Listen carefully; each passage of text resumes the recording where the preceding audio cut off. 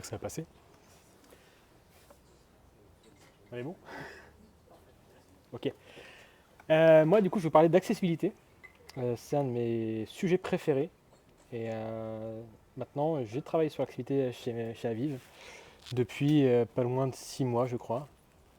Et du coup, mon talk, je l'ai intitulé Comment avoir le plus d'impact avec le moins d'efforts. Premièrement, salut, c'est Mickaël. Du coup, je suis principal ingénieur chez Aviv. Aviv, le groupe qui contient meilleur agent. Et voilà. L'accessibilité, c'est quoi? Est-ce que déjà vous avez déjà travaillé sur l'accessibilité ici? Levez les mains. Moyen, donc ça parle pas à tous, donc c'est parfait. Euh, Merci Jordi. L'accessibilité, c'est quoi? C'est juste s'assurer que ce qu'on produit, c'est utilisable par tout le monde, quelles que soient ses capacités. C'est simple, tout le monde doit pouvoir utiliser votre produit. Et quand on parle d'accessibilité, nous, développeurs, on parle avec du WCAG. Le WCAG, c'est quoi? C'est le Web Content Accessibility Guidelines. C'est le standard W3C qui nous donne toutes les règles à suivre pour que votre produit soit le plus accessible possible.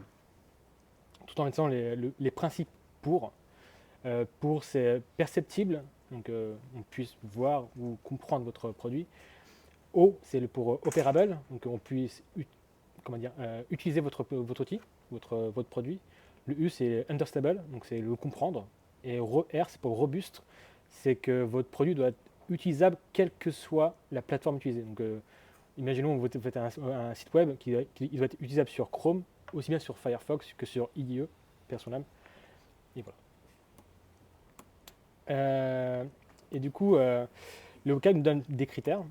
Et est-ce que quelqu'un, du coup, vu que c'est pas beaucoup à avoir très sur l'activité, est-ce que quelqu'un connaît le nombre de critères que contient le WCAG? On a 8 ici. Quelqu'un de plus? Un peu moins quand même. Un peu plus. On est sur 78 critères. Et ils sont différenciés en trois niveaux. Donc, le niveau A, qui est basique, le niveau AA, et le niveau triple A. Il n'y a pas de 5A, c'est pas l'andouillette. Et donc, ce que je disais, 50 critères pour atteindre le niveau AA, qui est la norme européenne légale pour dire que votre site web est accessible.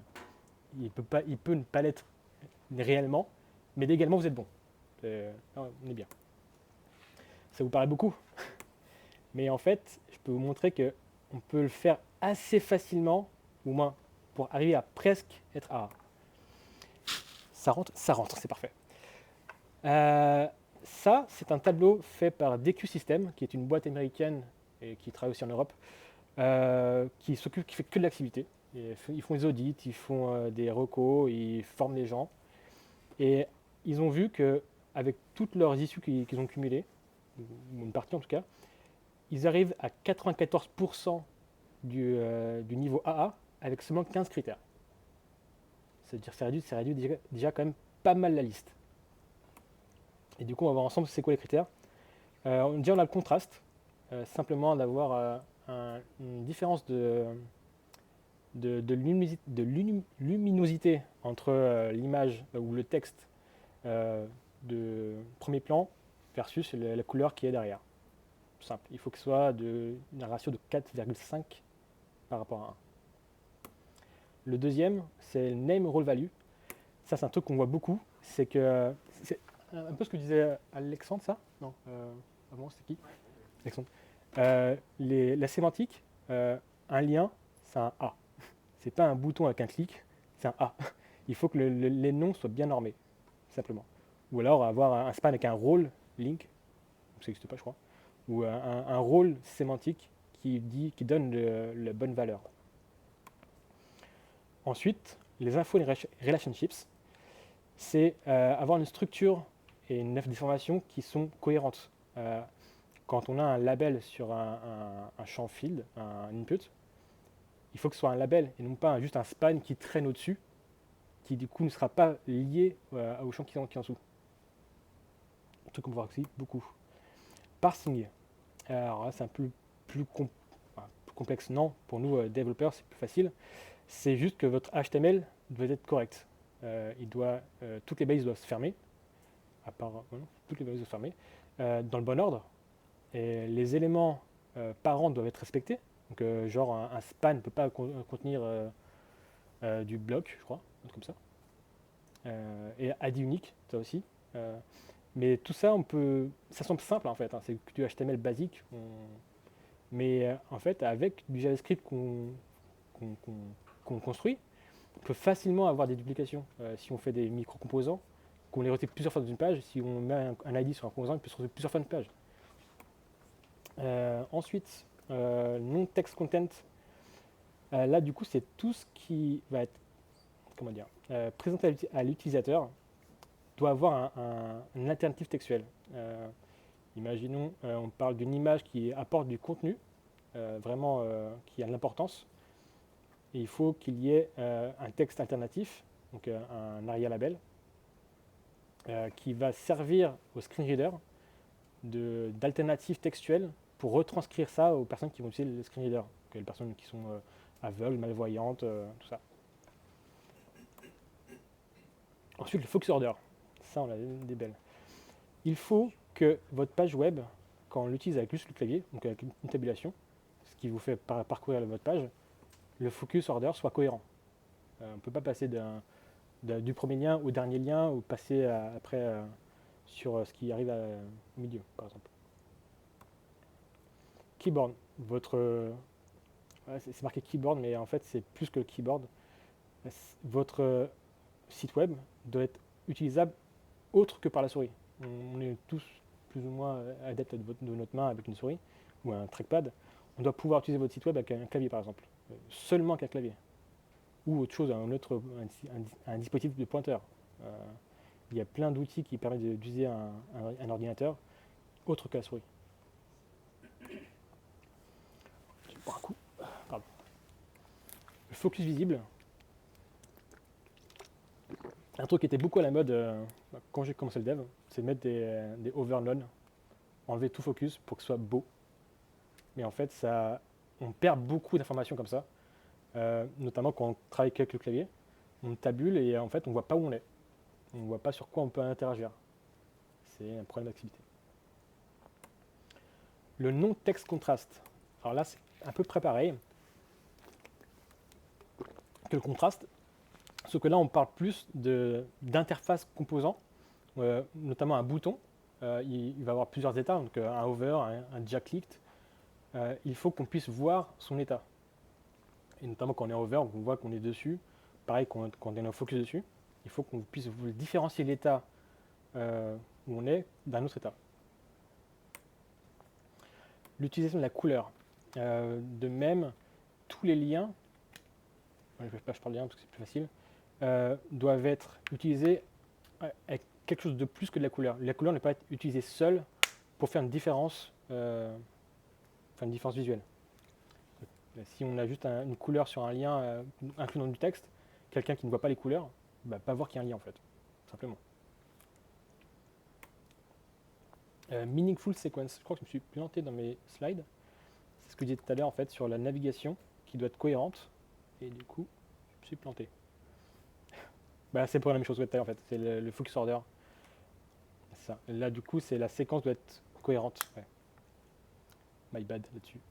Donc là, comme je disais tout à l'heure, en fait, c'est là qu'il faut que la séquence de tabulation soit bonne, cohérente. Notamment quand, dans le design, on va mettre un texte et un titre à côté. Quand le lecteur d'écran va lire la page, il ne faut pas qu'il lise le texte puis le titre. C'est pas cohérent. Il faut qu'il lise d'abord le titre puis le texte. Même si on l'a mis dans le mauvais ordre pour faire beau. Okay. Label et instructions.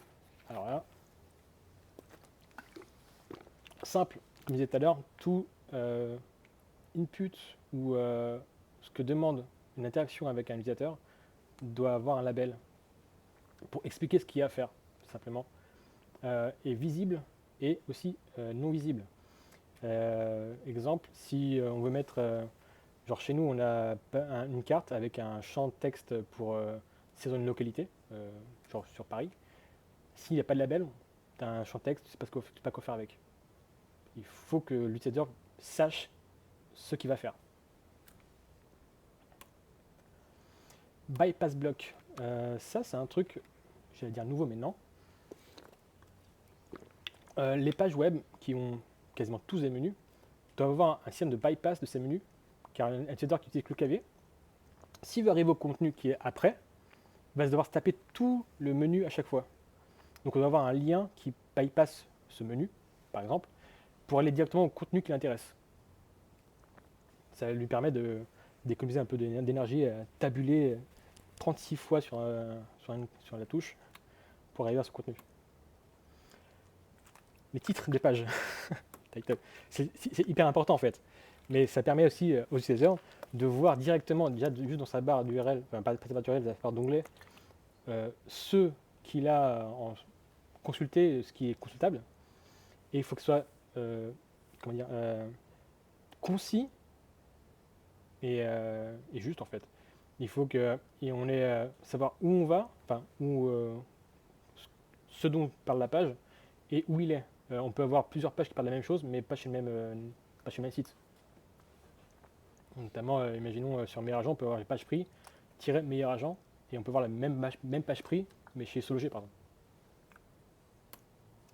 Langage de la page, c'est un peu bête, hein, mais juste dire que votre site est en français ou en anglais, ça aide pour les lecteurs d'écran derrière, car ils vont mettre plus d'intonation, ils vont mettre plus d'accent, et c'est plus facile pour les screen readers. Et tout ça, comment on le fait? J'étais vite. Tout ça, comment on le fait? Bah, simplement en s'outillant. Axe DevTool, c'est un des trucs que je recommande le plus. Ça fait la moitié, je suis reviens tout début. On peut voir, ils ont des stats, j'ai pas fait ça. Ce que vous voyez en vert, c'est tout ce qui était capté automatiquement. Donc ça vous fait 57% du travail, c'est déjà pas mal. Juste avec des outils, vous n'avez rien à faire quasiment. Enfin, après, il faut corriger, mais au moins pour le tester, c'est rapide. Des plugins aussi, donc le WCAG Contrast Checker, qui vous permet juste de voir les différences de luminosité un peu partout.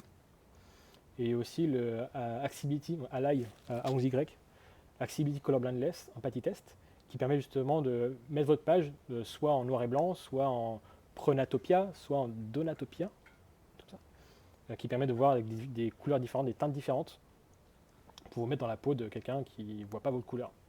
Notamment, nous, on a une page prix avec plein de couleurs différentes, et quand on met en noir et blanc, bah, on ne comprend plus rien. Simple. Ensuite, entraînez-vous, entraînez-vous. Faites des trainings, comme on dit ça en français. Formez-vous, voilà, merci. Formez-vous. Il y a plein de boîtes qui proposent des formations, des trucs gratuits aussi sur le web. Hein. On est bon. Hein. Et sinon, vous pouvez lire le WCAG, mais bon, c'est très, très copieux. Donc amusez-vous, mais même moi je ne l'ai pas fait. J'y pioche toutes mes infos, mais il ne faut pas lire d'un coup. Et voilà, c'est tout pour moi. J'étais super vite.